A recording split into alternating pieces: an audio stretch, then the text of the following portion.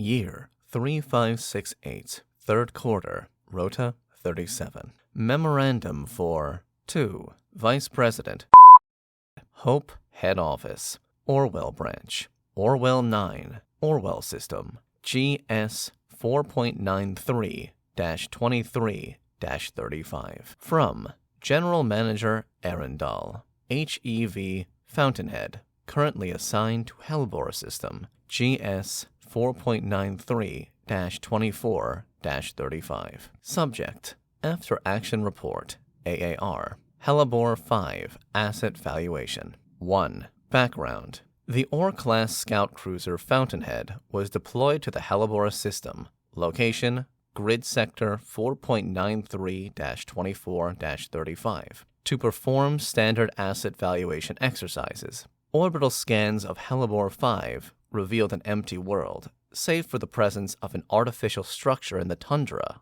of the northernmost continent. The structure's origin, age, composition, and purpose were indeterminate, and so a team was deployed to reconnoiter the site and conduct a preliminary cash ratio analysis. GM Arundel observed from the Fountainhead by way of the team's third eye helmet cameras. 2. Summary: Deployed location: Hellebore 5, Hellebore System, Grid Sector 24. Deployed personnel: Team Lead Zhang, Associate Appraiser Harper, Associate Technician Genye, Munitions Specialist Reza, Transport Pilot Fletcher, General Manager Arundel. Shipside Overwatch. Duration of deployment: began year 3568, third quarter, Rota 35 at 28:33. Ended year 3568, third quarter, Rota 35 at 2:60. Contingency purpose: in support of HEV Fountainhead's ongoing asset valuation of the Hellebore system. Scope of operation: scout and map the unknown structure, assess the site's contents, purpose, origin, and profit potential. 3. Timeline/key events. 1. The deployed personnel, excepting GM Arundel, descend to the surface of the planet in an 80s-class light transport shuttle and land 3 miles south of the structure. Zhang, Harper, Genye, and Reza begin to move through the snow toward the structure, while Fletcher stays behind with the shuttle. 2. The 4 of them reach the structure, which appears to be comprised of a series of large domes tessellating outward from a central spheroid. Both the domes and the spheroid are constructed from the same material, an unidentified silver-white metal. Despite its unconventional construction, the exterior wall does not possess any joints, seams, or cracks, and appears to have been cast as a single piece. The squads circle the entire perimeter, but find no means of ingress. Munitions specialist Reza selects a spot along the wall of one of the outermost domes and attempts to breach with a shaped charge. It has no discernible effect on the building, but team lead Zhang orders him to try again.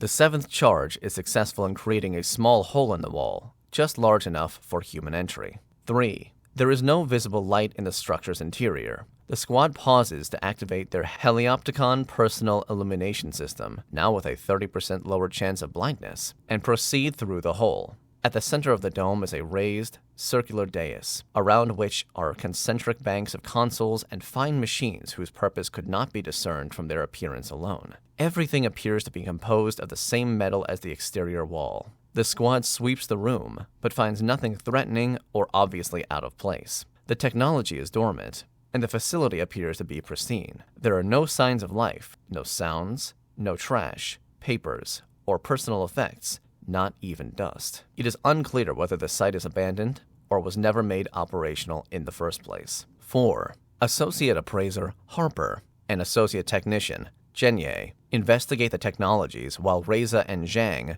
guard the door to the next room. Genye and Harper are unable to activate the machines and are therefore unable to assess their monetary value. 5. The team moves on to the next room and finds it in a similar state of dormancy. The layout is the same, although the machines appear to be different and the floor of the central dais is entirely concave. Unable to activate any machines or ascertain the room's purpose, the team moves on. 6. The floor of the following dome is flat, and the chamber is empty save for a large pyramid-shaped object resting upside down at its center. The nature and purpose of the pyramid is uncertain, as it possesses no evident screens, buttons, or interfaces. It is composed of a matte black metal, and Harper finds that it is warm to the touch. She suggests taking a sample for later analysis, but Zhang denies, asserting that they should attempt to restore power to the facility before dismantling anything inside. To that end, the team decides to head towards the central sphere. 7. They proceed through several more domes, each as strange as the first 3. Every room is spotless, dark, and silent. Reza notes that the site appears to lack creature comforts. There are no bathrooms, no kitchens, not even any furniture. Chenye speculates that the facility is meant to be operated remotely, although the layout of the dais rooms seems to indicate that a user is intended to be present. 8. As the squad approaches the central sphere, they perceive a faint blue glow and a whisper-soft whir-hum-click sound emanating from the chamber. Upon entering, they see the center of the room is dominated by a massive machine, whose utmost reaches disappear into the darkness above. Its base is a polyhedral concavity, out of which juts a series of hexagonal and octagonal columns that are placed asymmetrically and seemingly at random. Woven through the columns and each other are a series of rings studded with a variety of polygons. From the video feed, Arendal is able to recognize the presence of septagons, triskaidecagons, icositragons, though there are a number of shapes that can't be seen clearly enough to positively identify. The rings are spinning at varying speeds, and it seems to be this motion that is generating the sound. The machine is built from a number of different metals, some of which have at least the appearance of lead, gold, cobalt, and platinum. 9. The machine occupies the team's attention, and it is several moments before they notice the source of the light, which is being emitted by a perfect sphere, approximately 1 meter radius, hovering several feet off the ground at the base of the machine. The sphere appears to be hollow, with a transparent glassy surface containing a roiling blue-white energy, for lack of a better word, that is the source of the glow. Zhenye speculates that it might be a power source, and begins to move closer. 10. When she draws closer, the light begins to pulse, and the sphere starts to change. Its surface flows like a viscous fluid, and it pours itself into a vaguely humanoid shape, formed mostly from polygons and sharp angles. It otherwise remains perfectly still. Team lead Zhang orders the squad into a defensive posture, but the object makes no further moves. The team relaxes after several moments, and Zhenye hypothesizes that the object could be an interface device of some kind. 11. The object itself dispels this notion. It somehow speaks in our language, stating in a completely monotone voice that it is actually a sapient being. Despite the emission of sound, no part of the entity moves. As it talks, the team falls again into a defensive posture. The following is a transcript of their interaction from this point on. Begin transcript. Zhang. How is it that you speak our language? Entity. I've had repeated contacts with your society over the last... It was a simple language to begin with, and has only grown simpler with time. Zhang. The last several... What kind of contacts have you had with us? Entity. Encounters not dissimilar to this, though most of them occur at a time and place of my choosing. Reza. We snuck up on you, huh? Entity. Your investigation of this facility necessitated my presence. Yes. Reza. Shit, we might get a raise for this. Harper. Why reach out to our people? What were you trying to accomplish? Entity. To put it bluntly... Zhang. The fuck does that mean exactly? Entity. Your society is sick, a scourge on the galaxy. How much has hope destroyed in the pursuit of self-enrichment? How much have your people... Most of you live... enslaved. Have you never considered that... Zhang. Entity. The only reason is base greed. My people... We... for ourselves. And we can... The... needs to... and your people... Zhang. Bullshit. Fucking bullshit, Xeno lies. You just want to sabotage us. Get us... Zhenye. Harper. Zhang. What the fuck are you saying? You don't seriously believe this. Zhenye. I'm just saying, if we can... then we should. How many... if... we oughta. Reza. Fuck. They should... themselves. Zhang. If there were a better way, we would already be there. Zhenye begins to approach the entity. Zhang. Zhenye, the fuck are you doing? Zhenye. Are you seriously willing to turn your back on this? Are you? Zhang. Last warning, Zhenye. Zhenye. Boss. End transcript. 12. The gunshot noted in the transcript is the sound of Zhang shooting Zhenye in the back of the head. After this occurs, Harper begins to panic, and the entity's light begins to pulse faster.